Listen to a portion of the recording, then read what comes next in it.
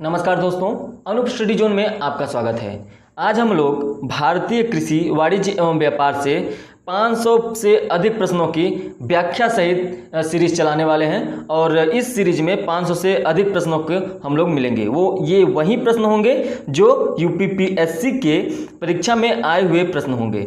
ठीक है, तो प्रीवियस ईयर्स प्रश्नों को हम लोग देखेंगे और क्रमानुसार देखेंगे। ठीक है, तो चलिए बिना देर किए स्टार्ट करते हैं। पहला प्रश्न है, फसलों पर लगने वाले कीट एवं उनकी रोकथाम का अध्ययन कहलाता है।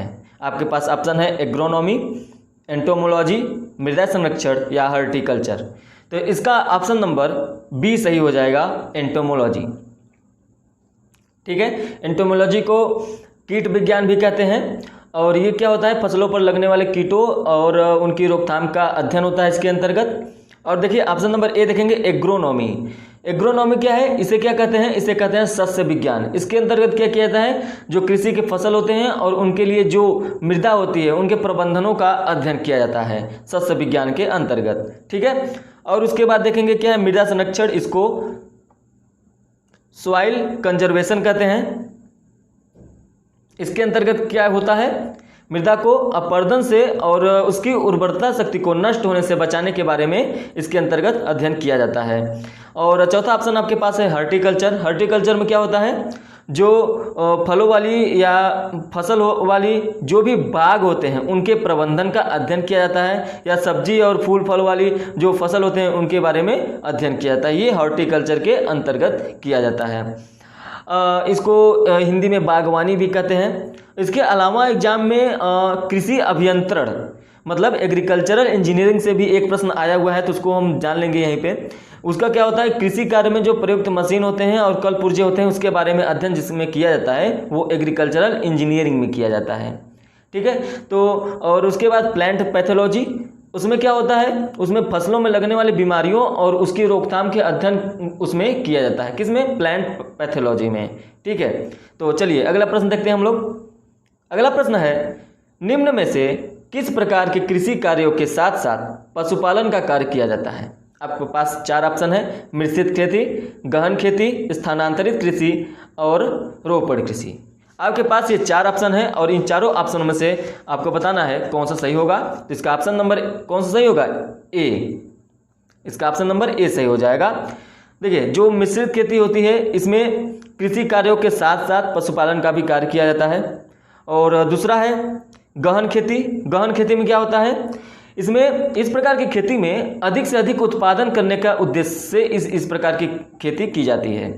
इस कृषि में अधिक मात्रा में रासायनिक उर्वरक होते हैं और सिंचाई, हरी उर्वरक, अच्छे किस्म के बीज, कीटनाशक, खाद, इन सभी चीज़ों का बहुत ही अच्छे से प्रयोग किया जाता है और नियम कानून के साथ प्रयोग किया जाता है, इसलिए इसको गहन खेती कहते हैं, गहन कृषि, गहन खेती। ठीक, अगला है स्थानांतरित कृषि। इससे प्रश्न पूछा हुआ है तो इसको आप ध्यान से सुन लीजिए।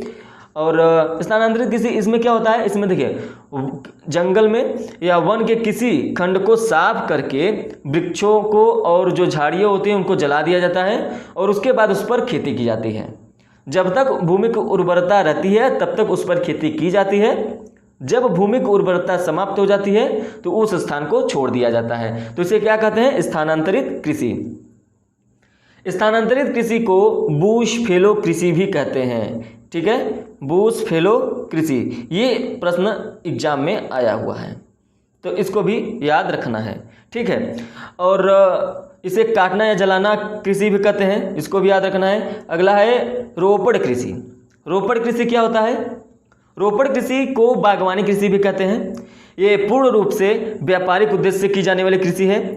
इसमें नकदी फसलों का जो उत्पादन होता है उसको किया जाता है और इसमें बड़े बड़े फार्मों की स्थापना करके कारखानों की भांति किसी एक फसल विशेष की खेती की जाती है। ठीक है, जैसे मान लीजिए रबड़ की, कोको की, कहवा, चाय, कपास, पटसन, ये सब चीज़ रोपड़ कृषि के अंतर्गत की जाती है। ठीक है, चलिए अब हम लोग अगला प्रश्न देखते हैं। इसका ऑप्शन नंबर कौन सही हो जाएगा, इसका ऑप्शन नंबर ए सही है, मिश्रित खेती। अगला प्रश्न है, मधुमक्खी पालन से संबंधित है। ठीक है, मतलब इसमें पूछ रहा है कि मधुमक्खी पालन इन चारों ऑप्शन में से किससे संबंधित है। तो इसका ऑप्शन नंबर कौन सा सही हो जाएगा, इसका ऑप्शन नंबर सही है ए, एपी कल्चर। तो ये जो एपीकल्चर है ये किससे संबंधित है? मधुमक्खी पालन से। ये आपको समझ में आ गया। लेकिन अगला ऑप्शन आपके पास है फ्लोरिकल्चर। इसमें क्या होता है? इसमें फूलों की खेती के बारे में अध्ययन किया जाता है।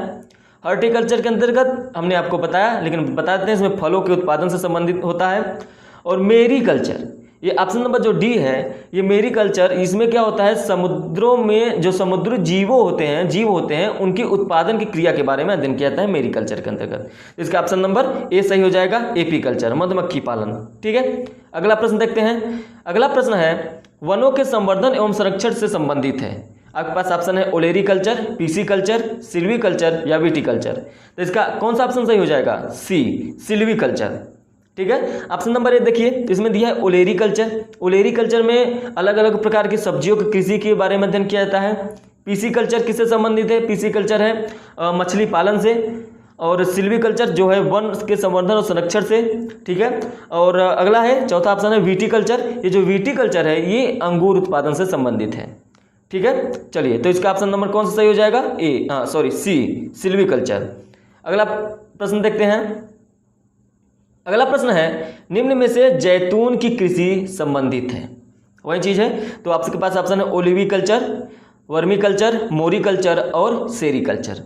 देखिए, ये जो ओलिविकल्चर है ये जैतून की कृषि से संबंधित है, तो इसका ऑप्शन नंबर ए सही हो जाएगा इस तरह से। बी जो है ये वर्मीकल्चर, ये केचुआ पालन से संबंधित है। ठीक है, वर्मीकल्चर। और ये जो सी है मोरिकल्चर, ये संबंधित है शहतूत की खेती से। और ये जो सेरिकल्चर है ये संबंधित है रेशम पालन क्रिया से। इसमें शहतूत की खेती भी की जाती है, उसकी कृषि भी शामिल है, इसलिए मोरिकल्चर और सेरिकल्चर में कंफ्यूज नहीं होना है। मोरिकल्चर शहतूत की खेती के बारे में ही संबंधित है, उसका अध्ययन के बारे में संबंधित है। लेकिन जो सेरिकल्चर है ये रेशम पालन की क्रिया से संबंधित है, इसमें शहतूत की कृषि भी शामिल है। ठीक है, तो चलिए अगला प्रश्न देखते हैं। तो इस तरह से इसका ऑप्शन नंबर कौन सही हो जाएगा? इसका ऑप्शन नंबर ए सही हो जाएगा, ओलिविकल्चर। अगला प्रश्न है चुकंदर अपना जीवन चक्र कितने वर्षों में पूरा करता है? ये में है। ठीक है, कितने वर्षों में पूरा करता है? आपके पास ऑप्शन है 1 वर्षीय फसल, 2 वर्षीय फसल, बहुवर्षीय फसल या इनमें से कोई नहीं। तो इसका ऑप्शन नंबर सही हो जाएगा बी, द्विवर्षीय फसल। देखिए, जब हम क्लासिफिकेशन ऑफ क्रॉप्स पढ़ते हैं, मतलब फसलों का वर्गीकरण पढ़ते हैं, तो उसमें जीवन चक्र के आधार पर जब फसलों का वर्गीकरण किया जाता है तो वहाँ पे तो 3 भागों में वर्गीकरण किया जाता है। एक होता है 1 वर्षीय फसल, और द्विवर्षीय फसल और बहुवर्षीय फसल। इन 3 भागों में डिवाइड किया जाता है। 1 वर्षीय फसल में क्या होता है? ऐसी फसलें जो अपना जीवन चक्र 1 वर्ष में पूरा कर लेती हैं, जैसे धान, गेहूँ, ज्वार, मक्का, बाजरा। और द्विवार्षिक फसल वे फसलें जो अपना जीवन चक्र 2 वर्षों में पूरा करती हैं, जैसे आपके पास सीधे सीधे ऑप्शन है चुकंदर। ठीक है, और उसके बाद बहुवर्षीय फसल वो होती हैं जो अपना जीवन चक्र 2 वर्ष से अधिक का समय लेती हैं, जैसे घास। ठीक है, घास और रिजिका। तो ये दोनों हो गए। और क्या ऑप्शन लेना चाहें तो आपके पास है नेपियर भी होता है। ठीक है, तो नेपियर भी बहुवर्षीय फसल होता है। तो इसका ऑप्शन नंबर कौन सा सही हो जाएगा? क्वेश्चन नंबर 6 का बी, द्विवर्षीय फसल। चुकंदर द्विवर्षीय फसल है। इसके बाद हम लोग अगला प्रश्न देखेंगे। अगला प्रश्न है निम्न में से मूंगफली कौन सी फसल है? तो आपके पास ऑप्शन है खरीफ की फसल, रबी की फसल, जायद की फसल। तो यहाँ पे जब खरीफ, रबी, जायद आया है तो इसके बारे में हम लोग अच्छी तरह से जान लेते हैं। जब क्लासिफिकेशन ऑफ क्रॉप्स मतलब फसलों का वर्गीकरण पढ़ते हैं ऋतुओं के आधार पे, मौसम के आधार पे, तब जाके हमें खरीफ, रबी और जायद के बारे में पता चलता है। ठीक है, तो यहाँ से मूंगफली अगर देखा जाए तो मूंगफली कौन सी खरीफ की फसल है? अब हम लोग देखेंगे ये जो खरीफ का फसल होता है ये जून जुलाई से स्टार्ट होता है और सितंबर अक्टूबर तक चलता है। इसे शीत ऋतु का फसल भी कहते हैं। ठीक है, इसके लिए ये जो फसलें होती हैं इसके लिए उच्च तापक्रम चाहिए और आर्द्रता की आवश्यकता होती है, जैसे धान, मक्का, ज्वार, बाजरा, सोयाबीन, कपास और मूंगफली, सन, जूट, अरहर, सूर्यमुखी, तंबाकू। तो ये सब खरीफ की फसलें हैं, याद रखना है। अगला है रबी की फसल। रबी की फसल ये फसलें अक्टूबर नवंबर से स्टार्ट होती हैं और अप्रैल मई तक चलती हैं। ठीक है, मतलब अक्टूबर नवंबर इनकी बुआई होती है और अप्रैल मई तक चलती हैं। इसे वर्षा काल का फसल भी कहा जाता है। इन फसलों में प्रारंभिक वृद्धि के लिए क्या होता है? कम तापमान की जरूरत पड़ती है और अंतिम में पकने के लिए मतलब उच्च तापमान की आवश्यकता होती है। जैसे रबी की फसल कौन कौन सी है? गेहूँ, जौ, चना, मटर, सरसों, मसूर, आलू और अलसी। ठीक है। अगला है जायद की फसल। अगर जायद की फसल के बारे में बात करें तो ये वैसी फसल है जिनका तापक्रम अधिक ही चाहता है और अधिक प्रकाश काल भी चाहता है। तो ऐसे में इस क्या होता है कि मार्च में बोया जाता है और जून तक इसको काट लिया जाता है। ऐसे में आपके पास कौन कौन सी फसल आ गई जायद के लिए? ऐसे में आ गया खरबूज, तरबूज, ककड़ी और जो सब्जियां होती हैं उस समय की, तो इसे ग्रीष्मकाल की फसल भी कहा जाता है। तो ये आपको याद रखना है खरीफ की फसल। इसके बारे में देखिए हमने आपको बता दिया, तो इसका ऑप्शन नंबर कौन सा ही हो जाएगा? ए, खरीफ की फसल। मूंगफली खरीफ की फसल है। अगला प्रश्न देखते हैं हम लोग। अगला प्रश्न है निम्न में से तंबाकू कौन सी फसल है? अभी हमने आपको बताया कि तंबाकू जो है वो खरीफ की फसल है, तो इसका ऑप्शन नंबर ए सही हो जाएगा। अगला प्रश्न देखते हैं। अगला प्रश्न है निम्न में से अलसी कौन सी फसल है?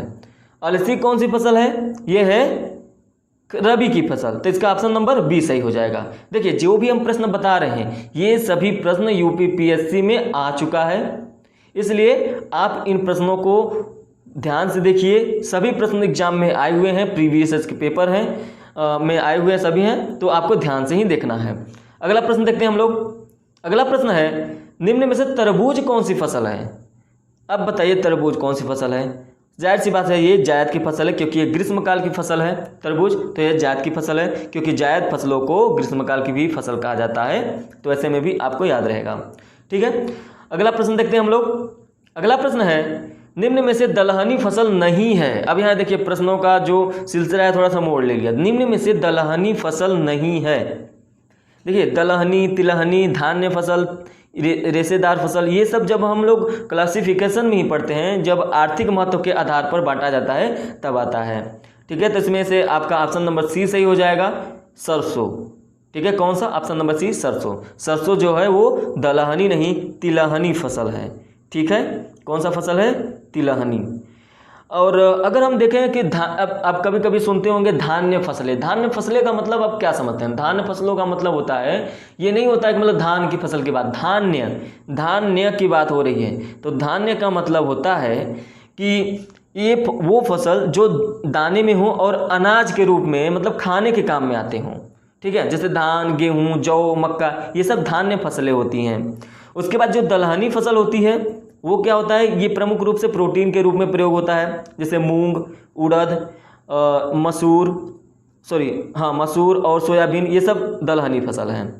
तिलहनी फसल के अंतर्गत यही आता है कौन? सूर्यमुखी, सोयाबीन, तिल, अलसी, मूंगफली, कुसुम, सरसों, राई, तोरी, ये सब तिलहनी फसल में, मतलब जिनके बीजों से तेल की प्राप्ति हो वो तिलहनी फसल होती है।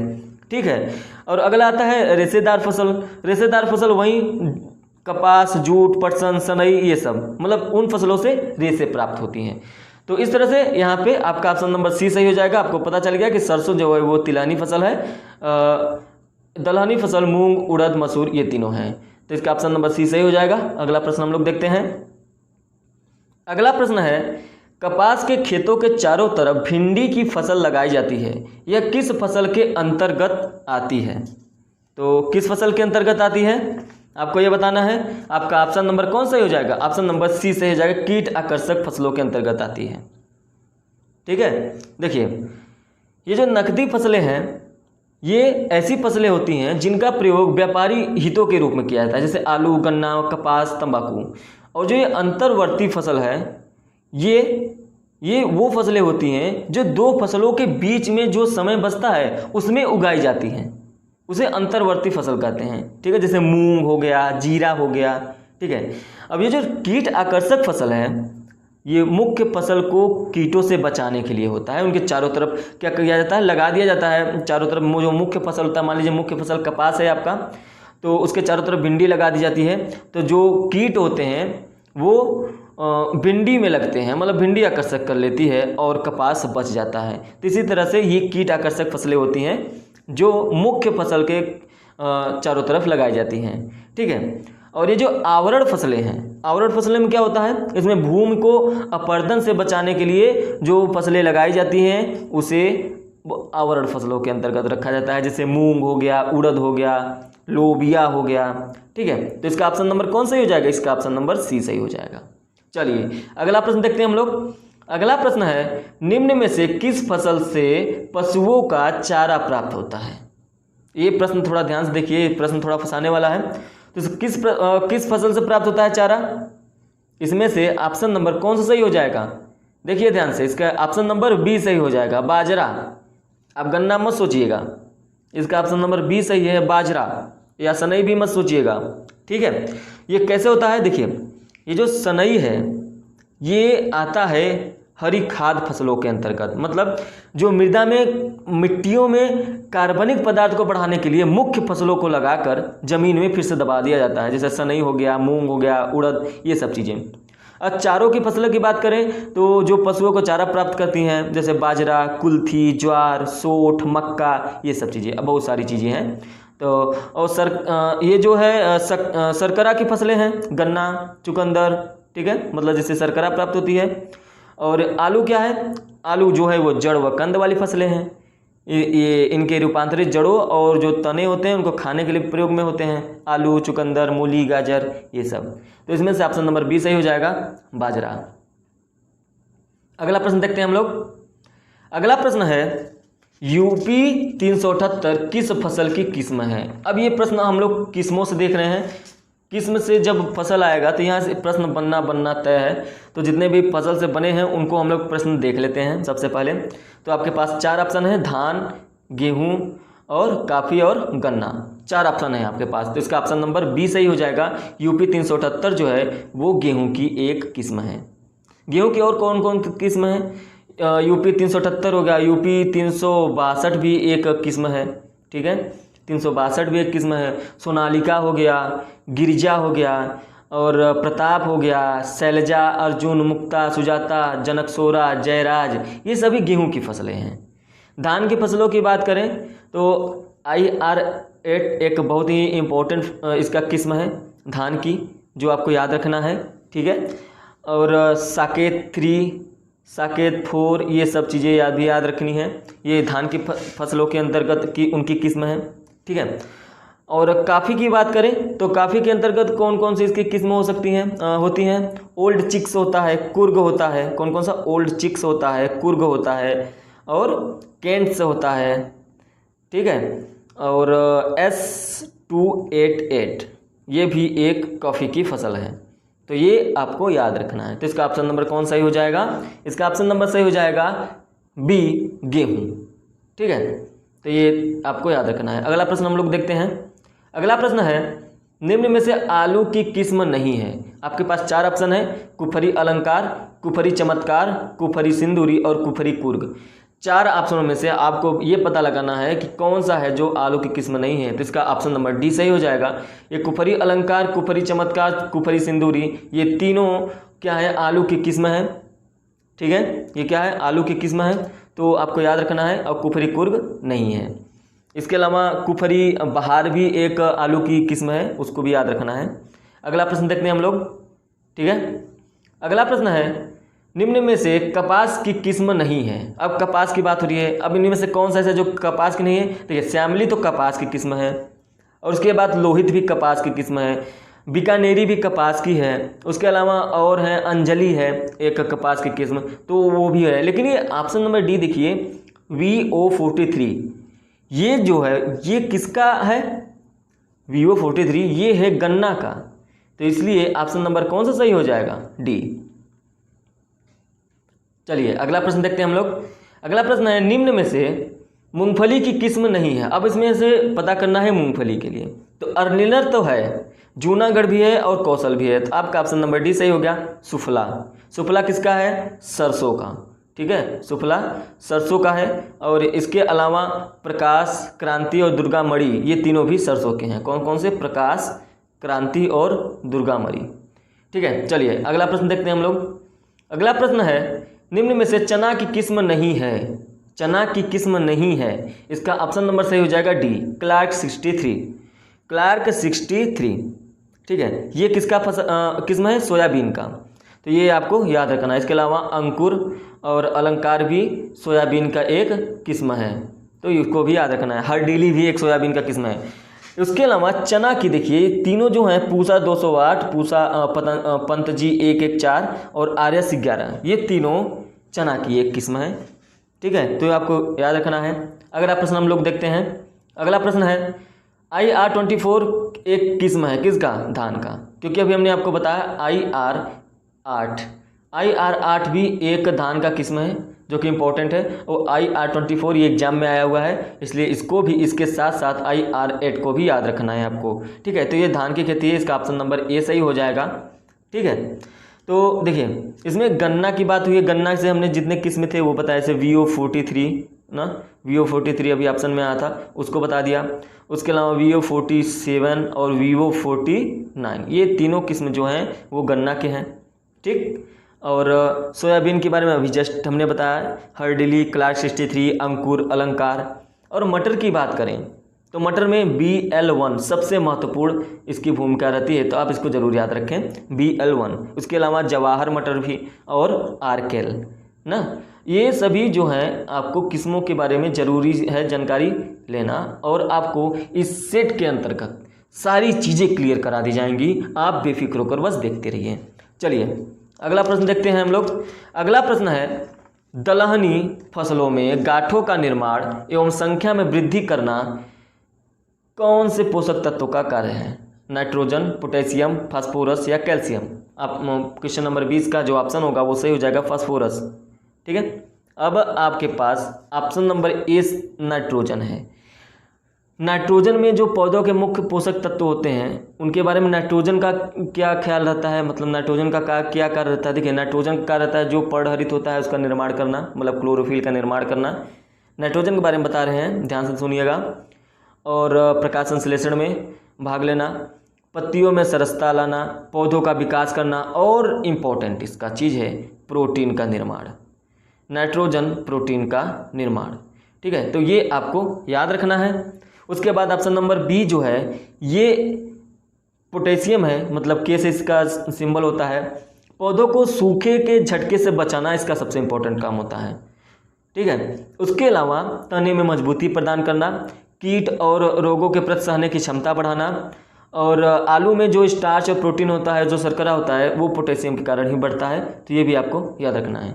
ये ऐसा देखिए, हमने अभी प्रोटीन का नाम लिया, तो ऐसा नहीं है कि मतलब प्रोटीन सिर्फ पोटेशियम से, नाइट्रोजन से भी मिलता है, पोटेशियम से भी मिलता है, तो ये आपको भूलना नहीं है ना। अभी आयरन की बात, जब लोहे की बात होगी तो लोहे से भी प्रोटीन का निर्माण होता है। ठीक है, तो ये सब याद रखना है। अब फास्फोरस की बात करें तो फास्फोरस का एक काम तो ये आपके सामने दिख गया कि फसलों की गांठों का निर्माण करना और उसकी संख्या में वृद्धि करना, ये फास्फोरस का काम हुआ। इसके अलावा क्या कुछ और कार्य करता है फास्फोरस? जी हाँ, करता है। क्या करता है? पौधों की जड़ों में जो विकास होता है वो फास्फोरस के कारण ही होता है। ये दलहनी फसलों के ये बात हुआ कि उनके गांठों का निर्माण करना। ठीक है, तो चलिए अब इसका ऑप्शन नंबर सी सही हो गया। अगला प्रश्न देखते हैं हम लोग। अगला प्रश्न है चारों की फसलों के लिए सबसे महत्वपूर्ण पोषक तत्व कौन सा होता है? तो कौन सा होता है? ये ऑप्शन नंबर ए सही हो जाएगा, मैग्नीशियम। ठीक है, ऑप्शन नंबर ए मैग्नीशियम। देखिए ये जो मैग्नीशियम है ये क्लोरोफिल के लिए जो महत्वपूर्ण तो होता ही है, उसके साथ साथ जो चारों की फसल होता है उसके लिए भी महत्वपूर्ण होता है, सबसे ज़्यादा महत्वपूर्ण होता है मैग्नीशियम। ठीक है, ऑप्शन नंबर बी गंधक। गंधक को सल्फर कहते हैं, इसके लिए इसका जो सिंबल है वो एस है। ठीक है, तो प्रोटीन और तेल के निर्माण में सहायक करता है गंधक।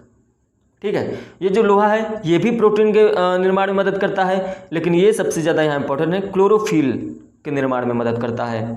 ये जो जिंक है, जिंक क्या करता है? ये हार्मोन के जैविक संश्लेषण में सहायक करता है और एंजाइम में क्या करता है? सक्रियता लाता है। तो ये भी आपको याद रखना है। तो इसका किस नंबर का ऑप्शन नंबर ए सही हो जाएगा, मैग्नीशियम। अगला प्रश्न देखते हैं हम लोग। अगला प्रश्न है पौधों में कवक जनित रोगों के नियंत्रण में कौन सा तत्व सहायक होता है? तो इसका ऑप्शन नंबर कौन सही हो जाएगा? ए, कॉपर। अब हम सभी ऑप्शन के बारे में चर्चा करेंगे। ये जो कॉपर है इसका कार्य तो हमने देख लिया कि ये कवक जनित रोगों के नियंत्रण में सहायक होता है। ठीक है, अब बात करते हैं बोरान की। बोरान जो होता है वो दलहनी फसलों की जो जड़ ग्रंथि होता है उसमें सहायक होता है। पोटेशियम और कैल्शियम के अनुपात को नियंत्रण करता है। इसका सबसे इम्पोर्टेंट काम है, जो पोटेशियम होता है और जो कैल्शियम होता है इनके अनुपात को नियंत्रण करता है। तो ये आपको याद रखना है। उसके बाद ऑप्शन नंबर सी है मैग्नीज। मैग्नीज क्या करता है? क्लोरोफिल और कार्बोहाइड्रेट के सहायता करता है, तो ये भी याद रखना है, ठीक है। और कोबाल्ट क्या करता है? कोबाल्ट जो होता है नाइट्रोजन स्थिरीकरण, याद रखना नाइट्रोजन स्थिरीकरण। और विटामिन B12, ठीक है, विटामिन B12 इसका भी रोल अच्छा आता है क्योंकि विटामिन B12 में कोबाल्ट पाया जाता है, ये भी आपको याद रखना है। इसके साथ साथ कोबाल्ट का एक काम होता है वाष्पोत्सर्जन में सहायक करना, जो वाष्पोत्सर्जन होता है उसमें भी सहायक कोबाल्ट करता है, ठीक है। अब इसकी बात हो गई तो एक क्लोरीन का क्या कुछ काम होता है पौधों में, तो क्लोरीन का भी एक काम होता है, उसको जान लीजिए। क्लोरीन का काम होता है जो ऊतक होते हैं, जो टिश्यू होते हैं, उसको डिहाइड्रेशन और प्रकाश संश्लेषण में मदद करना, ठीक है, ये आपको याद रखना है। चलिए, तो इसका ऑप्शन नंबर कौन सा सही हो गया? इसका ऑप्शन नंबर ए सही हो गया, कॉपर। अगला प्रश्न है, भारत का स्वर्णिम तंतु की संज्ञा किस फसल को दी गई है? भारत की स्वर्णिम तंतु किसे कहा जाता है?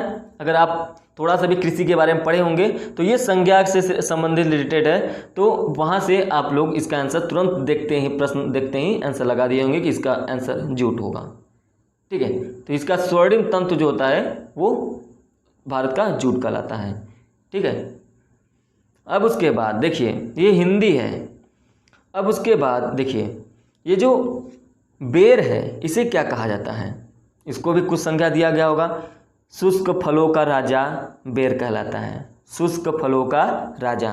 और गरीबों का सेब, ठीक है, गरीबों का सेब अमरूद को भी कहते हैं, गरीबों का जो सेब होता है वो अमरूद को भी कहते हैं। तो इसलिए इसके बेर के लिए हमको ज़्यादा से ज़्यादा याद रखना है कि ये शुष्क फलों का राजा कहलाता है, ठीक है। उसके बाद कोकोआ, कोकोआ ईश्वरीय भोजन, कोकोआ को ईश्वरीय भोजन के नाम से भी जाना जाता है। और कपास, कपास को उजला सोना भी कहा जाता है ना, उजला सोना, तो ये भी आपको याद रखना है। तो इसका ऑप्शन नंबर डी सही हो जाएगा। अगला प्रश्न देखते हैं हम लोग। अगला प्रश्न है, हरा सोना की संज्ञा किस फसल को दी गई है?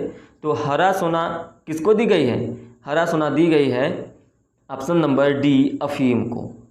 तो ये आपको याद रखना है।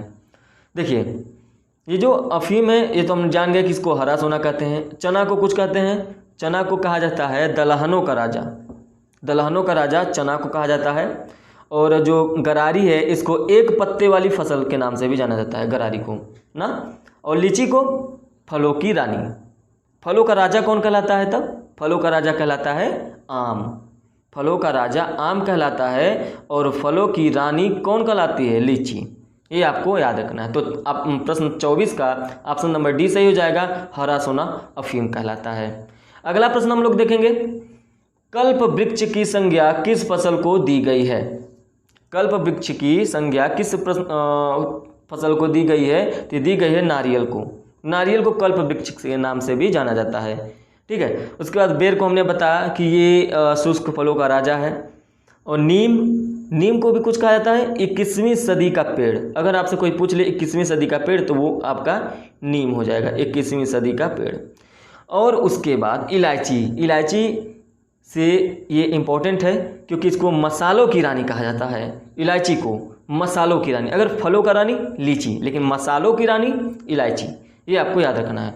तो यहाँ से आपका ऑप्शन नंबर कौन सा सही हो जाएगा? ऑप्शन नंबर बी सही हो जाएगा, कल्प वृक्ष किसकी संज्ञा दी गई? नारियल को, ठीक है। तो आज से हम लोगों ने जो भी प्रश्न बन सकते थे हमने उसको कवर किया। अब इसके बाद हम लोग मिलेंगे अगले क्लास में, सेट 2 में। तब तक के लिए धन्यवाद।